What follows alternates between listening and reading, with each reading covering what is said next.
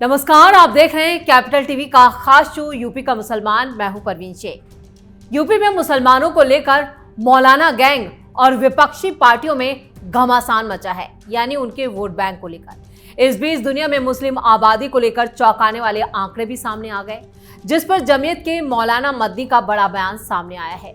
Show में आगे बढ़ने से पहले मौलाना अरशद मदनी का ये बयान देखते हैं। हम रहें या मर जाएं, मगर हमारे अखलाक जो खड़े होंगे वो उसी चीज़ को, तहरीक को लेकर खड़े होंगे और प्यार और मोहब्बत की ज़िंदगी को उजागर करेंगे और यहाँ हर शख्स प्यार और मोहब्बत के साथ रहेगा। हमारी ये सूरत हाल कोई नई नहीं है।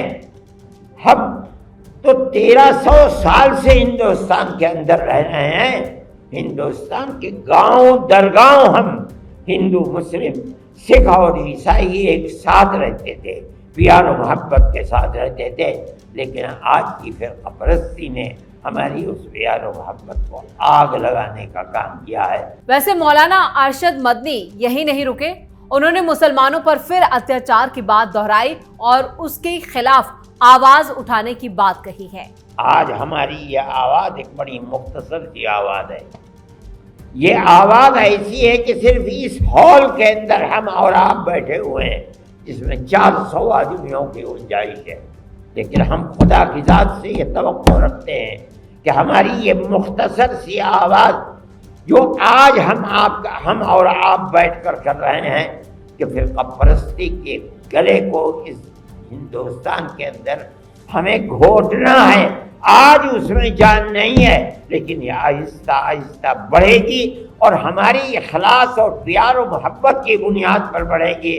और हिंदुस्तान का हर हिंदू, हर मुसलमान, हर ईसाई, हर सिख, हर बुद्ध जुट हो करके इस मुल्क की तरक्की के लिए, प्यार और मोहब्बत के लिए काम करेगा। वैसे ये कोई पहली बार नहीं है जब जमीयत उलेमाए हिंद के अध्यक्ष मौलाना अरशद मदनी ने मीडिया के सामने आकर मुसलमानों के ऊपर अत्याचार की बात कही हो और इसके साथ उन्होंने ये कहा हो कि इसके खिलाफ आवाज उठती रहेगी। यानी एक बार फिर उन्होंने एक बड़ा मजमा लगाया और इस मजमे में एक बार फिर मुसलमानों के रहनुमा के नाम पर लोगों को इकट्ठा किया और एक बार फिर जमकर जहर उगला। यानी उन्होंने बीजेपी, योगी सरकार, पीएम मोदी सबके खिलाफ अपनी भड़ास निकाली और बता दिया कि किस तरह से मुसलमानों को टारगेट पर लिया जा रहा है। इसके साथ ही उन्होंने बता दिया कि इस्लाम प्यार मोहब्बत का, यहाँ पर कहें कि झंडा बुलंद करता है और दुनिया में इसी वजह से इस्लामिक कंट्री हो या फिर दूसरे देश हो, दुनिया भर में इस्लाम की जो पहुंच है वो बढ़ रही है और आबादी में इजाफा हो रहा है। वैसे दुनिया में धर्मों की तस्वीर तेजी से बदल रही है और इस बदलाव में इस्लाम की बढ़ती आबादी सबसे ज्यादा चर्चा में है। अमेरिकी थिंक टैंक प्यू रिसर्च सेंटर के मुताबिक इस्लाम दुनिया का सबसे तेजी से बढ़ने वाला धर्म है। आंकड़े बताते हैं कि 2010 से 2020 के बीच दुनिया भर में मुस्लिम आबादी में करीब 35 करोड़ का इजाफा हुआ है, जबकि इसी दौरान ईसाई आबादी में करीब 12 करोड़ का इजाफा हुआ है। ये चौंकाने वाले आंकड़े हैं और इस पर अब एक बहस भी शुरू हो गई है। लेकिन सवाल यह है कि मुस्लिम आबादी इतनी तेजी से क्यों बढ़ रही है? क्या इसकी वजह सिर्फ जन्म दर है या इसके पीछे युवा आबादी भी एक बड़ी वजह है? प्यू रिसर्च के मुताबिक 2050 तक दुनिया की कुल आबादी में करीब 35% बढ़ोतरी होगी, जबकि मुस्लिम आबादी करीब 73% तक बढ़ सकती है। यानी 2050 तक दुनिया में करीब 2.8 अरब मुसलमान होंगे। दुनिया में आबादी यानी कि मुसलमानों की जो हिस्सेदारी है वो करीब 30% तक पहुंच सकती है। तो आज के इस स्पेशल शो में बात होगी दुनिया में बदलते धार्मिक जनसांख्यिकी को और किस तरह से ये बढ़ती आबादी डेमोग्राफी को बदल रही है। भारत की भी बात करेंगे और दुनिया भर में जिस तरह से आबादी में ये चौंकाने वाले आंकड़े सामने आ रहे हैं, उससे वैश्विक पटल पर एक नई बहस तेज हो गई है। मौलाना मदनी ने इस पर तो खुशी जताई है, उन्होंने इसका समर्थन किया कि इस्लाम जो है वो प्यार मोहब्बत का धर्म है, इसलिए ये तेजी से बढ़ रहा है। चलिए, ये इनका फलसफा है, ये इनका तर्क है जो अक्सर देते रहते हैं, यानी कुतर्क को भी ये तर्क बता रहे हैं कि मुस्लिम आबादी क्यों बढ़ रही है। ये बड़ा सवाल है और इस पर बहस होना लाजमी भी है। इस्लाम की आबादी तेजी से क्यों बढ़ रही है?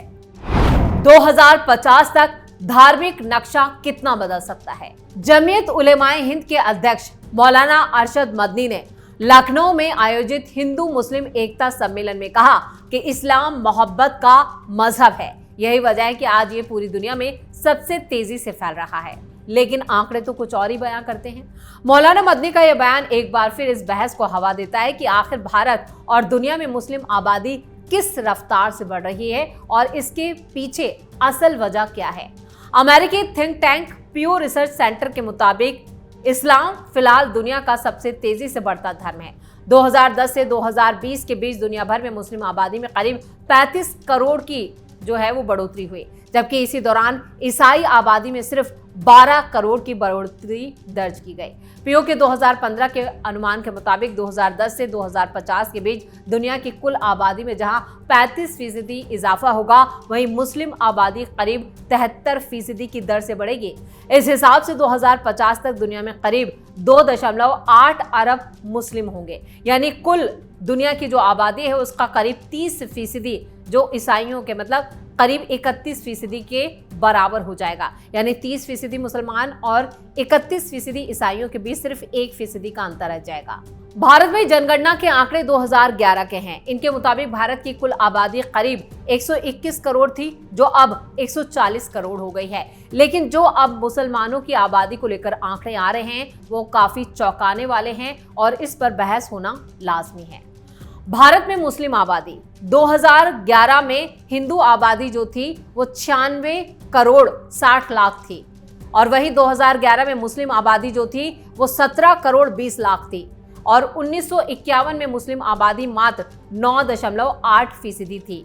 2011 में मुस्लिम आबादी 14.2% थी। यानी ये जो आंकड़े हैं वो बता रहे हैं कि जो इजाफा हो रहा है वो काफी रफ्तार से हुआ है। 2011 के आंकड़ों के ही मुताबिक जो पूरी आबादी है उसमें बड़ा बदलाव देखने को मिला। 2001 से 2011 के बीच मुस्लिम आबादी में 24.6% की बढ़ोतरी हुई, जबकि हिंदू आबादी में इसी दौरान 16.8% का इजाफा हुआ। यानी मुस्लिम आबादी की ग्रोथ रेट हिंदुओं के मुकाबले में ज्यादा रही, लेकिन दोनों समुदायों की ग्रोथ रेट पिछले दशकों के मुकाबले घट रही है। अगर राज्य वर्ग के तौर पर मतलब हर राज्य की उस पर देखें तो उसमें भी मुस्लिम आबादी में इजाफा हुआ है। लक्षद्वीप और जम्मू कश्मीर में मुस्लिम आबादी का हिस्सा सबसे ज्यादा है, जबकि उत्तर प्रदेश, पश्चिम बंगाल और बिहार में मुस्लिम आबादी की जो संख्या है वो प्रतिशत नहीं बल्कि कुल संख्या सबसे ज्यादा है। मिजोरम और सिक्किम जैसे राज्यों में भी मुस्लिम आबादी में 2% यहाँ पर कहें कि कमी जरूर देखी गई है, लेकिन बाकी जो नॉर्थ इंडिया का जो पूरा इलाका है वहां पर इजाफा हुआ है। फर्टिलिटी रेट का चौंकाने वाला डेटा। जनसंख्या वृद्धि की असली वजह समझने के लिए टोटल फर्टिलिटी रेट यानी TFR यानी प्रति महिला औसत बच्चों की संख्या को देखना जरूरी है। नेशनल फैमिली हेल्थ सर्वे के मुताबिक भारत का राष्ट्रीय औसत TFR अब घटकर 2.0 पर आ चुका है। जो रिप्लेसमेंट लेवल है वो 2.1 से नीचे है, यानी देश की आबादी अभी स्थिर होने की दिशा में बढ़ रही है। 3 दशक पहले तक 1992 में हिंदुओं का TFR करीब 3.3 और मुसलमानों का TFR जो फर्टिलिटी रेट था वो 4.4 था। ये भी काफी चौंकाने वाला है। यानी उस वक्त दोनों समुदायों के बीच फर्टिलिटी का जो अंतर था वो 1.1 बच्चे प्रति महिला था। इसके बाद के 3 दशकों में दोनों समुदायों में बच्चों की औसत संख्या लगातार घटती गई।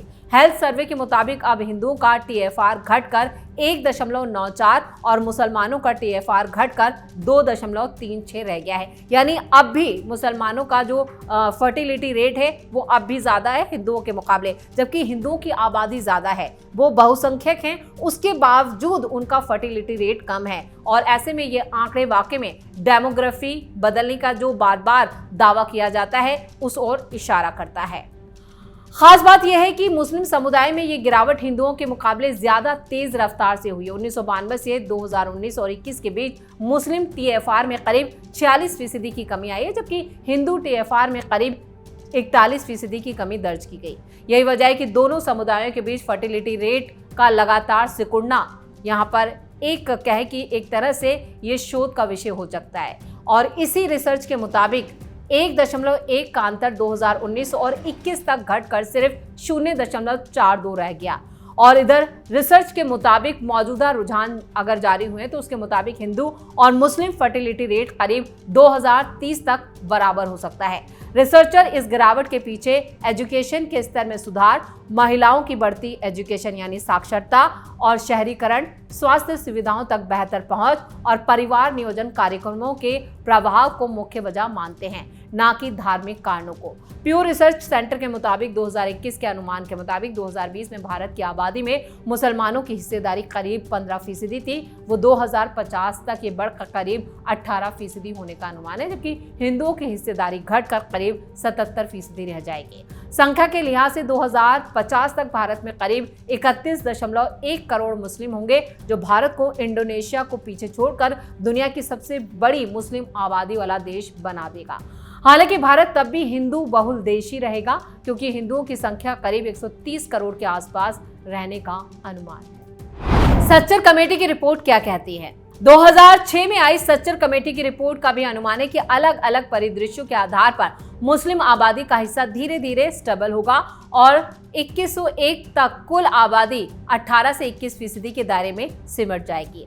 सच्चर कमेटी की रिपोर्ट के मुताबिक 1961 से 2001 के बीच मुस्लिम आबादी का हिस्सा 10.7% से बढ़कर 13.4% हुआ, जिस दौरान मुस्लिम आबादी की सालाना ग्रोथ रेट 2.70 थी और हिंदुओं की 2.4 इससे ज्यादा रही। हालांकि रिपोर्ट ये भी बताती है कि 1991 और 2001 के बीच सभी समुदायों की तरह मुस्लिम आबादी की ग्रोथ रेट में गिरावट का रुझान शुरू हो चुका था।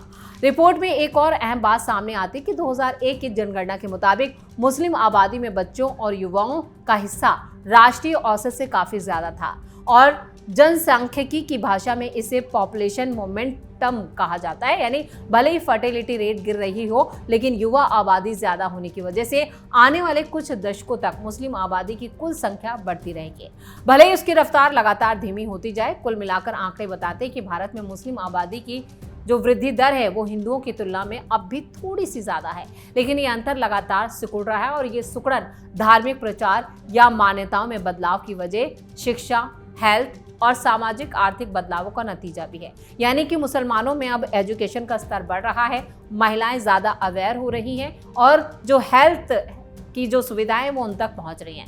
जैसा कि जनसांख्यिकी विशेषज्ञ और रिसर्च करने वाले लोगों का मानना है कि बात मौलाना मदनी के इस्लाम मोहब्बत का मजहब है इसलिए तेजी से फैल रहा है वाले बयान की तो डेटा के आईने में देखें तो जनसंख्या वृद्धि के पीछे धार्मिक आस्था से ज्यादा भूमिका फर्टिलिटी रेट, औसत आयु और सामाजिक आर्थिक कारकों की नजर आती है। ये पैटर्न सिर्फ भारत में नहीं बल्कि पूरी दुनिया में मुस्लिम आबादी की इजाफे पर लागू होता है। यानी मौलाना अरशद मदनी बोल रहे थे कि इस्लाम जो है वो मोहब्बत का मजहब है, इसलिए जो इस्लाम का जो इजाफा है और जो आबादी है वो तेजी से बढ़ रही है। यानी पूरी दुनिया में ईसाइयों के बराबर मुसलमानों की आबादी हो रही है, लेकिन इसके पीछे उन्होंने जो वजह बताई वो बिल्कुल गैर वाजिब है। मतलब उनका जो तर्क था वो बिल्कुल तर्कहीन था। यानी मौलाना अरशद मदनी अपने ही बयान में फंस गए और एक बार फिर वो पूरी तरह से एक्सपोज हो गए।